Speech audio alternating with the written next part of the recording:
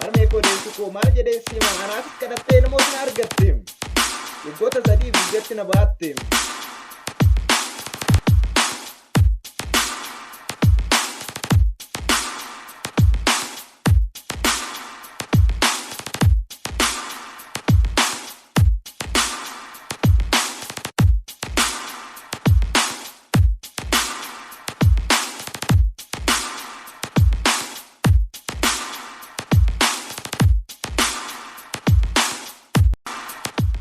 Ashama akkam jirtu xiqqaaf guddaan martu yaa ilmaan Booranaa yaa ilmaan bareeddu sinoo akkam jirtu.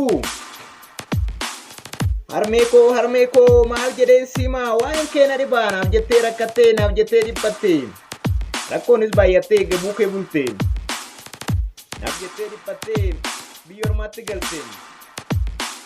Jiruu moo malee harmee koo hin dandeenye ansirraa fagaachuun. Na baatee garaan kee ji'a sagal guutuu galata kee hin kutu. Inni sun dhibbattee naaf jettee rakkatte. Harmee koo deessu koo maal jedheen sima anaafis kadhattee ilmoos na argatte. Waggoota sadiif dugdatti na baatte. Na wajjin taphattee daara natti goote. Daandillee na oofte. Barnootaan na qartee beekallee na goote. Gaariif badaa jettee hundumaa agarte. Qoonqoo gootiif jettee eega buukee bulte. Qoonqoo kootiif jettee baay'uma rakkatte. Dugdatti na baattee shururuu jette. Anaan na hammattee harma naaf kennite. Jiruu kootiif jettee biyya ormaatti galte. Harka ormaa eeggatte jabaadhu naan jettee na bira dhaabbatte. Jiruu moo malee garaan koo hin dandeenye barsarraa fagaachuu maalan godha harmee jabaadhu harmee koo jabaadhu harmee koo. Guyyaana deesserraa yoomuu nan daganne. Akka haadha ormaa karaatti nan ganne. Ati naaf galatoomi galata kee akka hin dhabne.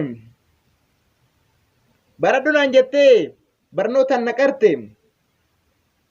Anaa hoo na barsiiftee fuulduraaf duuba koo ifaaf dukkana koo cimsitee naaf himte. Rakkoos ni dandeessee gidiraaf makaraa maal jedhu harmee koo garaan koo adaram. Rakkoos ni dandeechee gidiraaf makaram maal haa jedhu harmee. Garaan koo adaram dabartee harmee obsi haa jiraattu. Fuulli kee xalaadhaa garaan si boba'ee. Abidda hin jettu bishaanis hin jettu dhagaachas ni baatta atoo hin dadhabdu. Ati gamanaaf gamasii fuula meeqa baastee? Umurii 30tti fuula meeqa baastee? Obbolaa koo hundas harkatti nu baattee. Jaalala nu barsiiftee waliin nu guddiftee. Waa'ee harmee silaa dubbadhee hin fitu sinittiin dheeressu kanumaan nu fixu. Sinittiin dheeressu kanumaan nu cufu. Harmee koo adaraa ati naaf galatoomi warri na dhaggeeffattanis guddaa galatooma. Subscribe yoo gootan immoo hin qabu kaasooma. Subscribe godhaa hin qabu kaasooma. Amborraa shaggarii Adaamaa gudari. Anoo Oromoodhaa fuulduraaf na bari. Obsaan nu eeggadhaa hin bannu ni dhufna. Asittiin xumuraa deebinees ni dhufna. Laayikii fi sheerii koomentii barreessan. Atis walalee natti as tarreessi. Thank you very much.